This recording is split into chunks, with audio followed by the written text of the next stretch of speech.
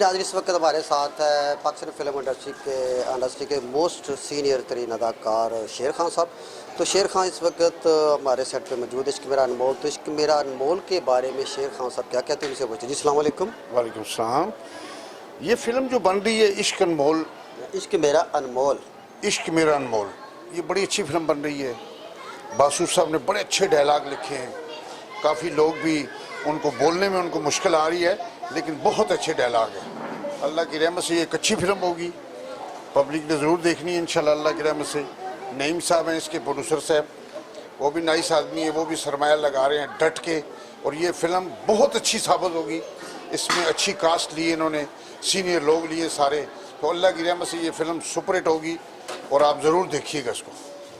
तो इसमें dialect delivery तो आप शुरू से काम करते ही आ रहे हैं, डायलेक्ट बोलते आ रहे हैं। इस फिल्म में डायलेक्ट बोलने में क्या दुश्वारी पेश आ रही बड़ी है? दुश्वारी आ रही, बड़े टिपिकल लिखे हुए डायलॉग, बड़ी मुश्किल हो रही है, लेकिन वो अच्छा है।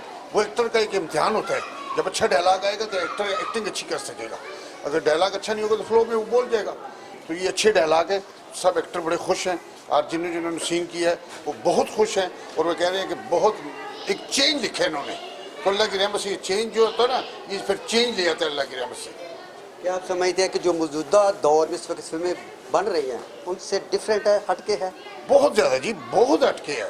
मैंने काफ़ी फिल्मों में काम किया है, वो रूटीन का काम है। माशाल्लाह इस वक्त या मसरूफ़ तरीन है, क्या कर रहे हैं? बड़ा काम कर रहा हूँ, लेकिन मज़ा नहीं आ रहा।